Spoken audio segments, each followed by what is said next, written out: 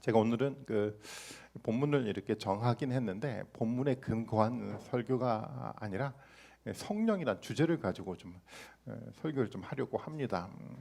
성령은 굉장히 중요하죠. 제가 뭐 지난주도 굉장히 중요합니다라고 말씀을 좀 드리고 설교를 했는데 오늘도 그럴 수밖에 없어요. 오늘 설교가 오늘 내용이 저는 너무 중요하다고 생각을 해요, 여러분. 그러니까 꼭 기억하시고 여러분 좀 성령에 대한 이해를 좀 바르게 하셨으면 좋겠다라는 좀 마음을 좀 갖습니다. 더 집중해 주셨으면 좋겠어요. 보통 이제 이런 질문을 던지잖아요. 성령의 임재를 경험하고 삽니까? 라는 질문을 던지게 돼요. 그렇게 물어보면 어떻게 대답을 하시겠습니까? 보통 사람들은 이런 질문에 좀 머뭇거리면서 대답을 해요. 성령이 내 가운데 있어야 하는데 그것을 느끼지 못하고 있어서 머뭇거리게 되는 겁니다. 좀 우리는 좀 어떻습니까? 우리 안에 성령이 내주하고 계십니까? 여러분 어떻습니까? 저는 이 문제에 대해서 아주 진지하게 생각해 보려고 합니다. 여러분 저 얼굴을 좀 봐주세요. 네, 저 얼굴을 봐주세요. 오늘은 저 얼굴만 보시면 돼요. 다른 거 안 보셔도 됩니다. 네. 저는 먼저 솔직하게 우리 마음을 들여다보고 아주 자세하게 우리 마음을 들여다보고 성령이 내 안에 진짜 계신지를 살펴봐야 된다고 생각을 해요. 그리고 또 중요한 것은 뭐냐면 성령 체험했다는 사람들의 이야기가 아니라 예수님이 말하는 성령이 어떤 분이신지를 알고 성령에 대한 이해를 해 나가야 되는 겁니다. 이것은 굉장히 중요하다고 생각을 해요. 많은 사람들이 그 예수님이 아니라 사람들의 경험 이야기에 근거해서 성령 이야기를 하기를 굉장히 좋아해요. 그래서 이 성령에 대해 많은 사람들이 오해하기 시작을 했어요. 그리고 이 성령이 사람들을 되게 혼돈스럽게 만들어 가기도 했습니다. 이런 일이 오늘날 너무 많이 이루어져 가고 있어요. 물론 성령에 대한 경험 너무 중요해요. 이 경험이 우리 모두에게 있어야 됩니다. 아무리 강조해도 지나치지 않는다고 생각을 해요. 하지만 이 경험이 성경에 근거한 바른 이해 속에서 이루어져 가야 되는 겁니다. 그래야지 우리의 신앙이 건강해질 수가 있어요.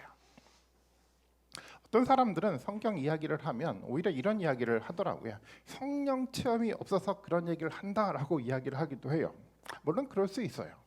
성령의 임재 없이 성령 체험 없이 성경에 대한 이야기를 하는 사람들도 많이 있어요. 근데 그럼에도 불구하고 우리가 분명하게 알아야 될 것은 뭐냐면 성령에 대한 바른 이해는 이런 체험에 근거한 것이 아니라 성경에 근거해야 된다는 사실입니다. 그래서 오늘 저는 우리가 함께 성경과 성령을 좀 균형 있게 좀 이해를 하면서 성령이 어떤 역할을 우리 가운데 하고 있는지를 좀 살펴보려고 합니다. 다시 좀 말씀을 드리지만 이 성령에 대한 이야기는 너무 중요해요. 우리가 바르게 이것을 이해를 하고 정말 성령이 우리가 안에 어떻게 거주하고 계신지를 우리는 알아야 한다라는 겁니다. 오늘 본문의 이야기를 좀 읽다 보면 예수님은 제자들을 곧 떠나게 된다라는 이야기를 계속 하고 계세요. 제자들은 걱정하기 시작을 했죠. 예수님이 떠나간대요. 걱정하기 시작했는데 예수님이 제자들에게 이야기를 하죠. 걱정할 필요가 없다라는 겁니다. 왜 걱정할 필요가 없냐면 내가 하나님께 기도해서 보혜사 성령을 너에게 보내주겠다라고 약속하기 때문에 그래요. 성령이 있기 때문에 걱정할 필요가 없다라는 겁니다. 오늘 본문의 이야기 14장 16절의 이야기인데 한번 본문을 한번 읽어볼까요? 같이 한번 읽어볼게요. 같이 읽습니다. 시작.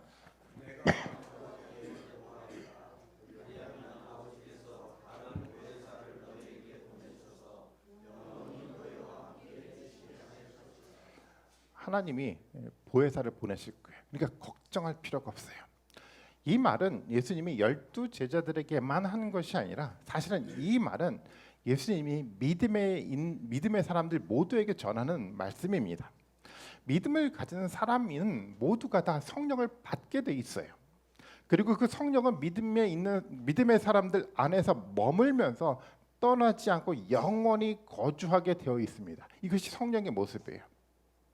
그렇기 때문에 우리가 믿음의 사람이라고 한다면 성령은 우리 안에 있어야 돼요. 그리고 그 성령은 우리를 떠나지 않을 것입니다.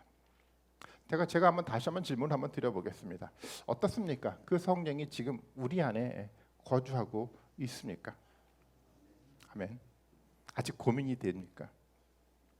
혹시 성령이 있어야 하는데 나는 성령이 느껴지지 않아라고 생각하는 분들도 계십니까? 만약에 성령이 있다라고 느껴지지 않는다고 한다면 성령이 없을 수도 있고, 또 하나는 뭐냐면 성령이 안에 거주하고 있는데 우리가 알지 못하고 있을 수도 있어요. 둘 중에 하나이겠죠. 좀 우리는 확인해 봐야 된다고 생각을 해요.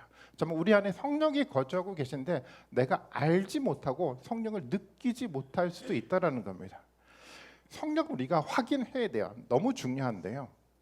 저는 예수님의 말씀을 통해서 성령이 우리에 대해서 어떤 역할을 하는지 살펴볼 필요가 있다고 생각을 해요. 성령이 우리 안에서 어떤 역할을 하시지, 예수님은 성령이 우리 가운데 와서 어떤 일을 하시는지를 설명하고 있는데 그것을 확인해 볼 필요가 있어요. 어떤 사람들은 나는 마음으로 느끼고 있어요. 내 마음 가운데 성령이 있는 것 같아요 라는 주관적 판단할 때가 있어요. 물론 느끼는 것도 굉장히 중요합니다. 하지만 우리는 조금 더 구체적이고 조금 더 객관적으로 이 성령의 역할을 우리는 살펴볼 필요가 있습니다. 그렇기 때문에 더 중요한 것은 뭐냐면 성경에서 말하는 성령의 역할이 실질적으로 내 삶 가운데 그대로 드러나는지를 확인해 봐야 돼요. 그 성령의 역할이 내 삶 가운데 그대로 드러난다고 한다면, 성경에서 말하는 성령의 일이 우리 가운데 있다고 한다면 성경은 우리 안에 있는 성령의 임재를 확인시켜 주는 겁니다. 이게 중요한 거예요. 성령은 어떤 모습으로 우리 가운데 나타나고 있냐면, 어떤 역할을 우리 가운데 하고 있냐면, 이 예수님 말씀을 통해서 우리가 알 수가 있는데, 예수님은 보혜사, 성령을 우리 가운데 보내주신다고 말씀을 하셨잖아요. 이 보혜사라는 그 말에 담긴 의미를 우리는 알아야 돼요. 보혜사가라는 단어가 가지고 있는 굉장히 중요한 의미가 있는데, 첫 번째 중요한 의미는 뭐냐면 위로자라는 의미를 다 가지고 있어요. 위로자 되신다는 거죠. 성령이 우리 가운데 오신다라는 것은, 성령이 우리 가운데 어떤 역할을 한다라는 것은 뭐냐면 성령이 끊임없이 우리를 위로해주고 있다라는 거예요. 이 역할을 하신다라는 겁니다. 제자들을 한번 보십시오. 제자들을 끊임없이 성령은 제자들을 위로해 주셨어요. 베드로의 모습을 볼까요? 베드로는 예수님을 3번이나 부인했습니다. 그런데요, 예수님이 베드로를 찾아갔어요. 그리고 예수님은 베드로에게 3번이나 반복해서 내가 사랑한다라는 고백을 받게 됩니다. 베드로는 이 대화를 통해서 알죠. 어떤 예수님의 마음을 알게 됐습니까? 예수님이 이런 마음이었어요. 내가 나를 3번이나 부인했지만 괜찮아. 지금 내가 나를 사랑한다는 이 고백이면 충분해라고 예수님의 베드로에게 말씀하고 있는 거예요. 예수님은 베드로를 위로하고 있는 거잖아요. 괜찮다라는 거예요. 실패했지만, 네가 부족했지만 괜찮아라고 예수님은 위로하고 있는 거예요. 이 위로자의 모습으로 성령은 우리 가운데 끊임없이 다가옵니다. 그렇지 않습니까? 부족하지만, 실패하지만 성령은 우리 가운데 끊임없이 다가와서 우리에게 이런 얘기를 하고 계세요. 괜찮아. 다시 시작하면 돼. 충분하게 할 수 있어. 이것이면 충분해라고 위로자의 어떤 메시지를 우리에게 던져주고 있다라는 거예요. 뿐만 아니죠. 베드로를 성령으로 회복시켜줘요. 단순하게 말로만 위로하는 것이 아니라 실제로 베드로를 회복시켜서 새로운 사람들로 거듭나게 만들어갑니다. 아시는 것처럼 베드로는 성령을 경험하고 난 다음에 대중 앞에 설교하기 시작을 했어요. 이 베드로는요, 주변에 굉장히 많은 위협과 도전이 있었는데도 불구하고 그 위협과 도전에 여러분 두려워하지 않았어요. 아주 담대하게, 아주 당당하게 복음을 전파하기 시작을 했죠. 그리고 이 담대한 복음의 전파를 통해서 3,000명이나 사람이 회심하는 역사를 만들어 가기도 했어요. 어떻게 이렇게 베드로가 변했습니까? 베드로가 변한 이유는 한 가지예요. 성령이 베드로에게 찾아와 주셔서 베드로를 위로해주고 베드로를 회복시켜 주었기 때문에 이런 위대한 사람으로 변화가 됐다라는 겁니다. 베드로 안에 누가 계셨던 거죠? 성령이 계셔서 위로자 되어 주시고 회복자로 되어 주셨기 때문에 베드로 그렇게 새롭게 태어난 겁니다. 우리 안에도 똑같아요. 성령이 우리 가운데 찾아와 준다면 성령은 우리를 위로해 주실 거예요. 그리고 우리를 회복시켜 주실 겁니다. 그 성령이 여러분 가운데 지금 있습니까? 이 질문을 던지고 싶어요. 저는 오늘 제 얘기를 좀 하려고 해요. 사실 저는 설교 때 제 얘기를 하는 걸 굉장히 사실은 싫어합니다. 좋아하지 않아요. 그럼에도 불구하고 제 이야기를 하는 것은 뭐냐면 조금이라도 쉽게 성령의 임재를 좀 설명하려고 좀 하고 있어요. 사실 그동안 사람들은 아주 자극적인 이야기를 가지고 성령에 대한 이야기를 해왔어요. 특별한 현상이 나타나거나 이적적인 사건이 일어나야 성령이 임재했다고 생각하게 사람들이 만들어갔어요.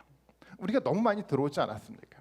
성령의 임재를 너무 신비적으로 생각하게 만들었고 성령의 임재를 너무 어렵게 만들어갔어요. 그래서 사람들이요 그런 특별한 현상이 내게 일어나지 않으면 내게 마치 성령이 없는 것처럼 느끼게 만들었어요. 절대 그렇지 않아요. 성령은요 우리의 일상 속에서 아주 편하게 우리 가운데 찾아오고 있습니다. 그것이 성경에서 말하는 성령의 이해였어요. 저는 지금 제자들이 느끼고 있는 경험하고 있는 두려움, 근심을 경험해 봤어요. 오늘 본문에 보면 제자들은 정말 근심하기 시작한 그 모습을 좀 보게 되는데요. 예수님과 함께 제자들이 함께 해왔는데 예수님이 떠나신다라는 거예요. 예수님이 떠나서 이제 제자도 홀로 남게 돼 있죠. 그들은 두려웠어요. 근심스러웠어요. 그동안 예수님 때문에 그들이 있었는데 예수님의 능력 때문에 사람들이 모이기 시작했는데 아니 종교의 중심지였던 예루살렘 가운데 그렇지 않아도 상황이 좋지 않은데 예수님 없이 그들 홀로 예루살렘 존재할 수 없었어요. 두려웠죠. 근심스러웠습니다. 근데 그런 근심을 저도 비슷하게 한번 해봤어요. 한국을 떠나 영국에 갔을 때 그런 두려움이 좀 있었는데요. 영국의 삶이라는 건 저한테 홀로서기를 하게끔 만들어가는 삶이었어요. 혼자 있었죠. 아무의 도움도 받을 수 없었습니다. 가족을 책임져야 되는데 가진 것은 아무것도 없었고 매일매일 혼자 근심과 두려움으로 사실은 살아갔었습니다. 그런데 아주 어려운 순간마다 위로자가 제게 찾아왔습니다. 한 번은 비자 문제 때문에 아주 심각한 문제가 생겨서 영국에서 떠나야 될 상황인데 위로자가 찾아와서 그 문제를 해결해 주시더라고요. 때때로는 살면서 신학에 대한 굉장히 혼돈이 제 가운데 생기기 시작을 했어요. 근데 한 목사님과 신학적 토론을 하기 시작을 했는데 그 토론을 통해서 제 혼돈이 조금씩 사라져가기 시작을 했어요. 목회에 대해서 제가 절망할 때가 있었거든요. 목회에 대해 절망을 하고 어떻게 내가 목회자로 서야 될지 고민을 했을 때 여러 사람들이 제게 찾아오더라고요. 잘했다라고 저에게 위로를 해줄 뿐만 아니라 정말 진지하게 마음을 다해서 저를 위로해 주더라고요. 그리고 그분들과 함께 교회를 세우기도 했어요. 사실 그분들은 제 상황을 잘 알지 못했어요. 제가 얼마나 낭망하고 있었고 제가 삶에 대해 얼마만큼 큰 두려움을 갖고 있는지 알지 못했어요. 그냥 그분들은 가볍게 찾아와 준 거였었습니다. 그럼에도 불구하고 저는 이 절망적인 상황 속에서 그들이 가벼운 찾아와서 위로해줬던 그 위로의 말이 아주 결정적인 위로의 어떤 일이 돼버렸던 겁니다. 어떤 사람들은 그렇게 생각할 거예요. 우연히 그런 일이 일어날 수도 있지. 운이 좋았다라고 말하는 사람도 있을 수 있어요. 그런데 저는 그렇게 생각하지 않아요. 성령이 그 사람들을 통해서 찾아오셨다라고 저는 믿고 있어요. 사실 처음엔 저도 잘 몰랐습니다. 저도 우연이라고 생각을 했어요. 운이 좋았구나 이런 생각도 하기도 했습니다. 그런데요 계속 적절한 시간에 위로자로 찾아오시는 그분들 속에 성령이 계시다는 것을 조금 시간이 지나가면서 깨닫기 시작을 했어요. 우연이 아니었습니다. 적절한 시간에 적절한 위로자를 보내셨던 성령이 위로자로 오셨기 때문에 이런 일이 가능했던 겁니다. 그렇게 성령은 저를 위로해 주었고요. 저를 회복시켜 나가기 시작을 했어요. 그런 회복된 모습 때문에 오늘 제가 여러분들 앞에 설교자로 서 있게 된 겁니다. 이 모든 일련의 과정은요. 성령이 아니면 가능하지 않았어요. 저는 목회자로 서기에는 굉장히 부족함이 많은 사람입니다. 설교하기 위해서 앞에 설 때마다 사실은 두려워요.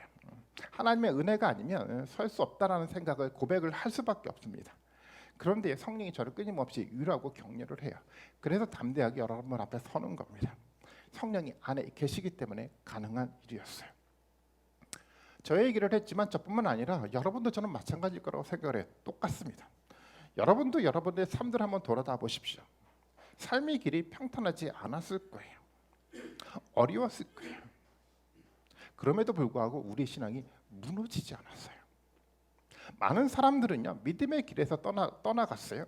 왜곡된 신앙에서 벗어나지 못해서 여전히 혼돈의 삶을 살고 있는데도 불구하고 지금 여러분은 말씀 앞에 겸손하게 매주 다짐을 결단하고 있지 않습니까? 왜 그렇습니까? 혹시 내가 똑똑해서 내게 어떤 특별한 능력이 있어서 이런 일이 일어났다라고 여러분 생각하십니까? 아니요, 절대 그렇지 않아요. 성령이 우리를 위로하고 성령이 우리를 회복시켰기 때문에 이런 일이 일어난 거예요. 성령이 끊임없이 우리 가운데 이렇게 얘기를 하신 겁니다.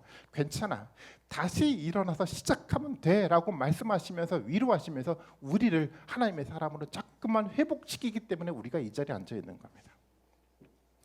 이 성령의 소리를 우리는 들을 수 있어야 돼요.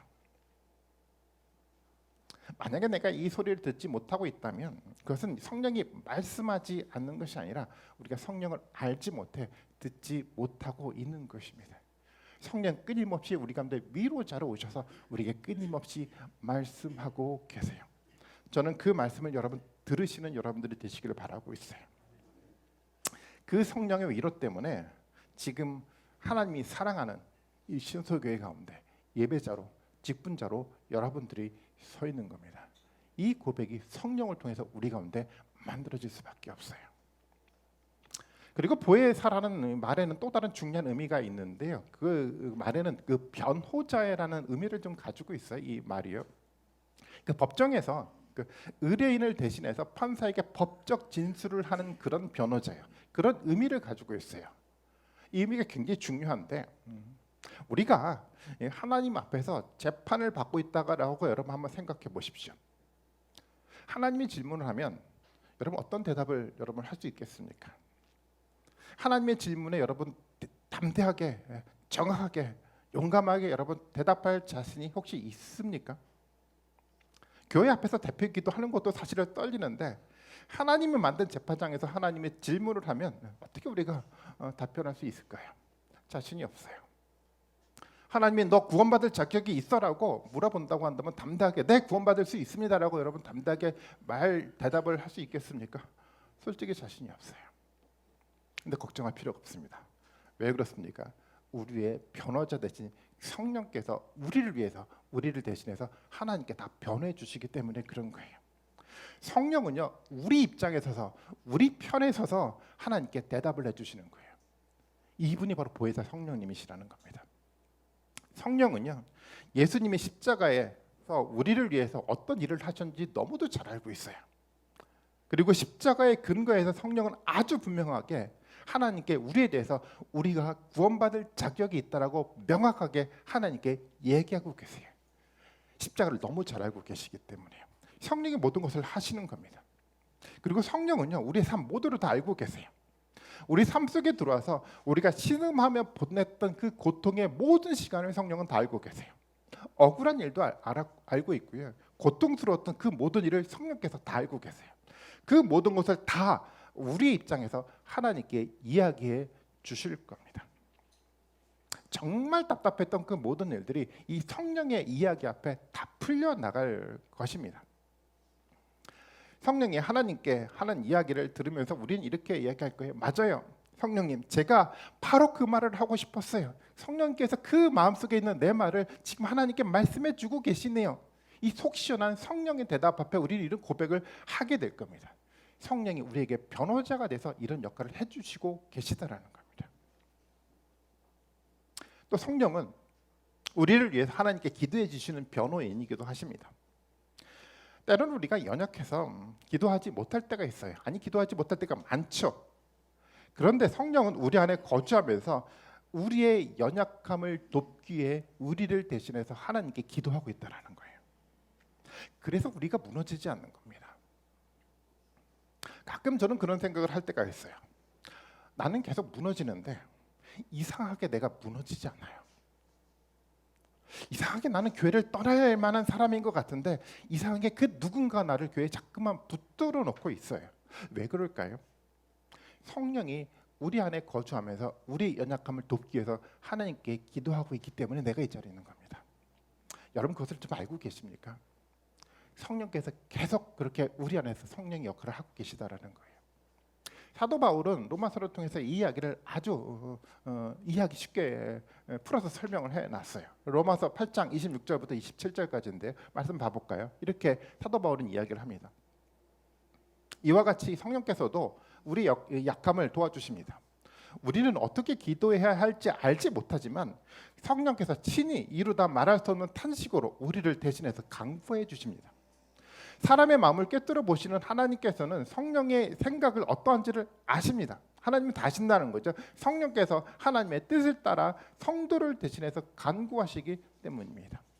하나님은요, 우리의 모든 것을 다 들으십니다. 누구를 통해서요? 우리를 속속들이 알고 있는 성령을 통해서 들으시는 거예요. 우리가 너무 고통스러워서 신음하면서 기도하지 못한다고 하더라도 그 순간에도 성령은 우리를 위해서 지금 대변해서 변호인으로 기도해 주시고 계신다라는 겁니다. 이 보혜사 성령을 예수님을 통해서 이 땅 가운데 하나님이 보내주신 거예요.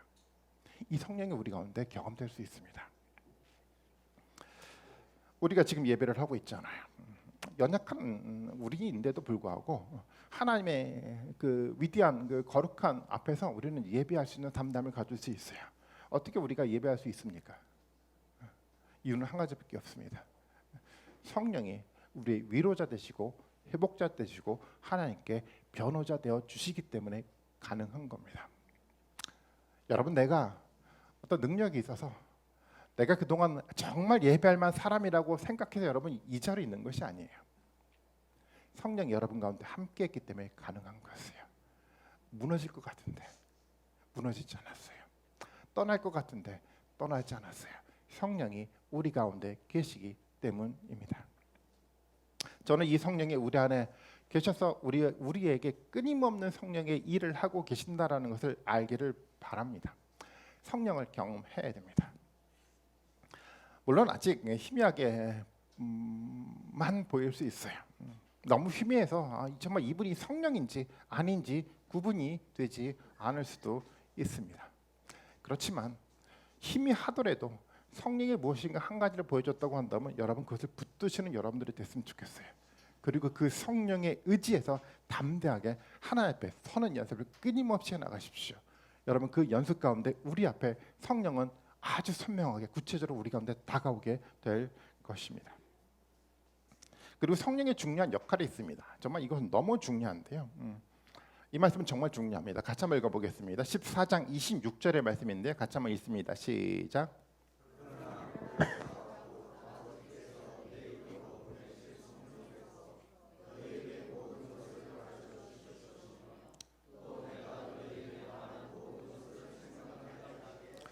아멘. 아버지께서 성령을 보내시는데 누구의 이름으로 보내십니까? 내 이름으로, 예수님의 이름으로 성령을 보내시는 거예요. 성령은 이 땅 가운데 오셔서 어떤 역할을 하는데 누구의 일을 하시는 겁니까? 예수님의 일을 하기 위해서 이 땅 가운데 오신 거예요. 그리고요, 성령님 어떤 역할을 하십니까? 예수님의 말씀하셨던 모든 말씀을 기억나게 만들어주는 역할을 하고 계세요. 이게 중요한 포인트입니다. 제자들은 걱정을 했죠. 예수님이 떠나면 예수님의 말씀을 다 잃어버리지 않을까라고 걱정했을 겁니다. 하지만 걱정할 필요가 없어요. 왜냐하면 성령이 와서 예수님의 말씀을 다 기억나게 하기 때문에 걱정할 필요가 없어요. 성령은 예수님 말씀을 기억나게 해줍니다. 이것이 성령의 역할이에요. 여러분 이 성령의 역할이 우리 가운데 있는지 확인해 봐야 됩니다. 성경을 읽다 보면 이런 생각을 하게 됩니다. 아니 예수님이 승천하시고 굉장히 많은 시간이 지난 다음에 성경이 기록되어 있는데 어떻게 이렇게 정확하게 예수님의 말씀이 기록될 수 있을까라고 생각할 때가 있었어요. 어떻게 기록될 수 있습니까? 아니 예수님이 떠난 다음에 몇십 년이 지났는데 그 다음에 성경이 기록됐는데 어떻게 예수님의 말씀이 틀림없이 이렇게 기록될 수 있었습니까? 기록될 수 있었어요. 왜 그렇습니까? 성령이 그 말씀을 기억하게 해줬거든요. 그렇게 해서 기록할 수 있었어요. 그래서요, 성경은 성령의 감동으로 기록된 말씀인 겁니다. 오늘도 다르지 않아요. 우리가 성경을 통해서 말씀을 듣잖아요. 성령은 그것을 우리 마음에 기록합니다. 그리고 우리의 삶 속에서 그것을 떠올리게 기억하게 만들어갑니다. 성령의 역할이 그거예요. 성령이 다른 것이 아니라 말씀을 들을 때마다 이 말씀이 우리 가운데 마음에 기록되게 하고요. 이 마음에 기록된 말씀이 우리 삶 속에서 끊임없이 우리 삶 속에 자꾸만 드러나고 기억나게 만들어가는 것이 성령의 역할이에요. 여러분 그 성령의 역할을 여러분 경험해 보셨습니까? 정말 중요해요. 오늘날 정말 이상한 운동을 하는 사람들이 있어요. 성경이 아닌 다른 특별한 방법을 통해서 하나님의 말씀을 들을 수 있어라고 말하는 사람들이 있더라고요. 그러면서 자신은 하늘의 말씀을 직통으로 들을 수 있는 사람이라고 이야기하기도 해요. 저는 이해할 수 없어요. 조금도 이해하지 않습니다. 성령이 우리 안에서 성경을 통해서 우리에게 필요한 모든 말씀을 기억나게 만들어 주시는데 다른 방법을 찾아가는 것은 저는 이해할 수 없어요. 하나님이 성령을 통해서 기록했고 그 성경을 통해서 말씀하시겠다고 약속하셨는데 하나님이 성경이 아닌 다른 방법을 통해서 우리 가운데 계시한다라는 것은 저는 이해할 수가 없어요.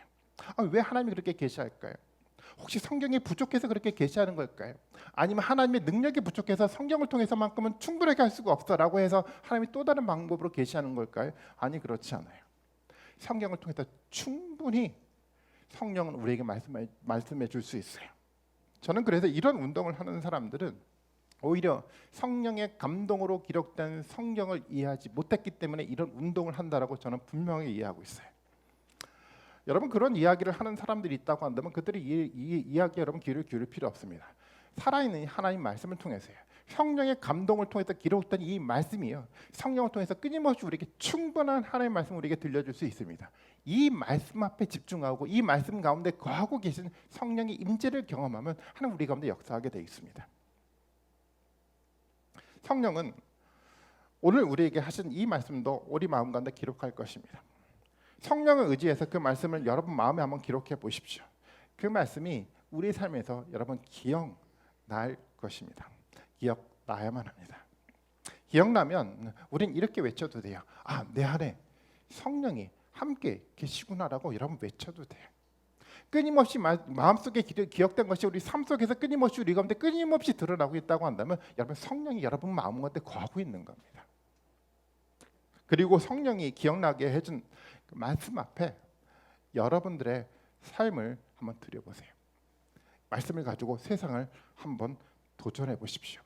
그 도전과 그 삶 앞에 하나님의 능력이 나타나게 돼 있어요. 능력을 경험하는 것이 성령의 체험입니다. 성령의 체험은 특별한 어떤 신비적인 일이 우리 가운데 나타나고 드러나는 것이 아니라 말씀 속에 살아있는 성령의 역사가 그대로 우리 삶 가운데 그대로 드러나게 만들어가는 것이 성령의 역사고 성령의 체험이 되는 겁니다. 물론 처음에는 많은 사람들이 성령의 음성을 구분하지 못해 혼돈스러울 할 때가 너무도 많더라고요. 그래서 우리는 예수님의 말씀을 바르게 들을 수 있어야 돼요. 예수님 말씀을 정말 진지하게 깊이 묵상할 수 있어야 되는 겁니다. 그리고 그 묵상한 그 말씀을 마음속에 기록하는 연습을 해야 돼요. 그리고 그 말씀을 여러분 두고 기도하셔야 됩니다. 그러면 조금씩 성령의 소리로 우리 가운데 들려지기 시작합니다. 저는 그 말씀을 통해서 성령의 역사를 경험하는 여러분들이 정말 되기를 바라겠습니다. 성령 우리 가운데 나타나게 돼 있어요. 이제 우리는 다음 이야기를 들을 필요가 있는데 27절의 말씀이에요. 27절의 말씀 너무 중요한데 같이 한번 읽어볼게요. 같이 한번 읽습니다. 시작.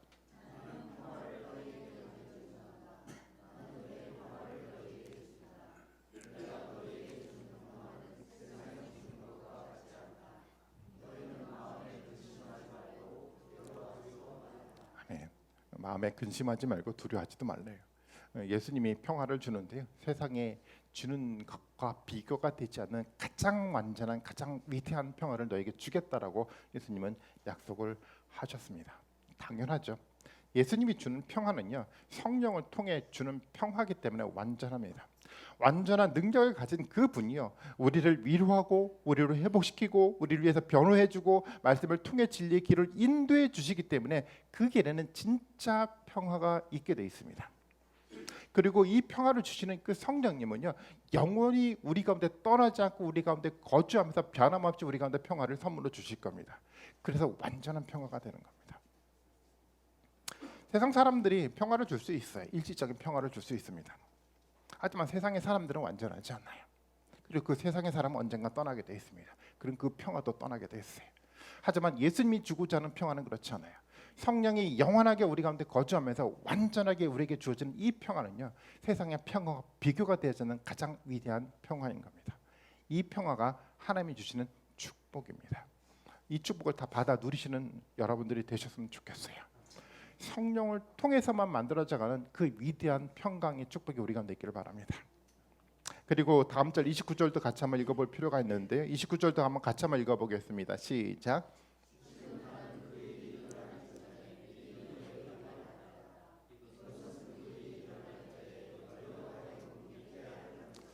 예수님이 이런 이야기를 합니다. 그 일이 일어나기 전에 미리 너에게 말했어요. 그리고 이 일이 일어날 때 너희로 하여금 이것을 믿게 하게 하기 위해서 예수님 끊임없이 말씀하셨다고 얘기를 해요. 예수님이 그렇게 말씀을 전해주시더라고요. 우리에게 미리 말씀을 전해주세요. 그리고 정말 이 말씀이 우리 삶 속에서 구체적으로 일어나는 것들을 보기 위해서 우리를 끊임없이 예수 그리스도를 믿게 하게끔 예수님 우리 삶들을 이끌어가고 계시더라고요. 우리 지금도 마찬가지입니다. 예수님 우리에게 미리 말씀을 해주세요. 계속해서 주일의 말씀을 뿐만 아니라 우리의 말씀을 통해서 끊임없이 우리 가운데 말씀을 던져주고 계세요. 여러분 그 말씀을 여러분 듣고 살펴보십시오. 그 말씀 속에 어떻게 예수 그리스도가 역사하는지를 살펴보고 그 예수 그리스도를 여러분 믿으셔야 되는 겁니다. 그래서 이 말씀은 예언이기도 해요. 우리 가운데 끊임없이 예언으로 우리 가운데 주어지고 그 예언은 예수 그리스도의 능력 가운데 우리 삶 가운데 구체적으로 성취가 되는 역사가 우리 가운데 만들어져 가고 있어요. 이 역사 가운데 우리의 믿음이 만들어져 가야 되는 겁니다. 말씀을 통해서 나타나는 이 성령의 위대한 역사를 경험해 나가야 되지만 우리는 규정 잡힌 흔들리지 않는 변하지 않는 믿음을 가질 수가 있어요. 말씀이 살아있구나. 성령 가운데 우리 가운데 임재하고 있는 이 모든 성경을 통해서 명확하게 제시하고 있는 이 살아있는 말씀에 대한 확신이 우리를 건강한 신앙으로 이끌어갑니다. 예수님 시대에 많은 사람들은 이적 때문에 예수님을 따라가기도 했어요. 이적을 통해서 열광하기도 했습니다. 하지만 성경에서 명확하게 보여주고 있어요. 이적을 통해서 따라갔던 대부분의 사람들은 다 예수님을 떠나갔어요. 조용히 다가왔던 예수님 말씀을 듣고요. 말씀 앞에 겸손하게 무릎 꿇었던 그 사람들만이 예수님 곁에 남아 있습니다. 여러분 성경을 하나하나 살펴보세요. 모든 사람들이 다른 것에 근거하지 않았어요. 예수님이 던져주고자 하는 이 말씀 앞에 겸손하게 무릎 꿇고 이 말씀에 집중했던 그 사람들만이 예수 그리스도를 믿는 믿음의 사람으로 발전해 나갔어요. 이것이 신앙인 거예요. 성경이 이것을 말하고 있잖아요. 예수 그리스도가 성령에 대해서 이렇게 말하고 있잖아요. 이 성령의 근거에서 우리 삶들을 만들어 가야 되는 겁니다. 초기에 많은 사람들, 오늘날 많은 사람들이 얘기하는 것처럼 어떤 특별한 자극적인 현상을 가지고 이것을 추구한다고 그것에 여러분 현혹되지 않았으면 좋겠어요. 명확하게 성경을 통해서 성령은 역사하십니다. 성령 우리 가운데 명확하게 임재해 주셔서 여러분 삶들을 명확하게 이끌어 가실 겁니다. 처음에는 우연이겠지, 운이 좋아서 그렇겠지라고 생각할지 모르겠지만 우리 삶들을 면밀하게 현미경의 눈으로 살펴보면 그런 고백이 나올 수 없어요. 성령이 내 가운데 함께 하셨구나. 내 삶들을 이끌어 가셨기에 내가 오늘날 성령을 통해서 이 자리에 있구나라는 고백을 할 수밖에 없습니다. 성령은 우리 가운데 그렇게 역사하게 돼 있어요. 성령 교회를 통해서 또 말씀하고 계십니다. 시우서 교회를 통해서 하나님은 또 말씀하고 계세요. 어떤 얘기를 지금 하고 계십니까? 우리한테 끊임없이 얘기를 던져주실 거예요. 여러분 예언의 메시지를 우리한테 던져주실 수 있을 겁니다. 말씀을 통해서 이 교회를 통해서 가지고 있는 비전들을 우리한테 끊임없이 제시해 줄 거라고 생각을 해요. 여러분 성령을 통해서 이 말씀을 여러분 들으시는 여러분들이 되셨으면 좋겠어요. 그리고 이 교회를 통해서 약속한 하나님의 말씀이 어떻게 우리 가운데 구체적으로 성취가 돼가고 있는지를 실제적으로 경험을 여러분들이 되셨으면 좋겠어요. 그래야지 우리가 예수 그리스도를 믿을 수 있습니다. 그래야지 그 예수 그리스도를 통해서 보내주셨던 성령의 역사가 어떻게 우리 가운데 선명하게 구체적으로 나타나고 역사하는지를 우리는 볼 수가 있게 돼 있어요. 저는 이 성령 체험을 여러분들이 하셨으면 좋겠어요. 성령의 위대한 체험이야. 성령의 위대한 역사를 통해서 만들어져가는 정말 하나님만 보여줄 수 있는 위대한 평강과 그 하나님 우리에게 보여주는 그 꿈을 꿀 수 있는 우리 모든 사람들이 되었으면 좋겠습니다. 성령의 역사는요, 우리의 눈과 우리의 생각을 이 세상 안에 가둬두지 않습니다. 그 너머 속에 있는 위대한 영광을 추구하고 소망하고 꿈꾸며 살아가게끔 만들게 돼 있어요. 성령을 하실 수 있거든요. 말씀 속에 나타났던 이 위대한 성령의 역사 속에 살아가는 우리 모든 분들이 되시기를 바라고요. 정말 명확하게 성령의 역사 속에서 만들어가는 정말 위대한 일이 정말 여러분과 저와 이 신소의 가운데 조금 더 부족한 것이 충만하게 정말 이루어지기를 바라겠습니다.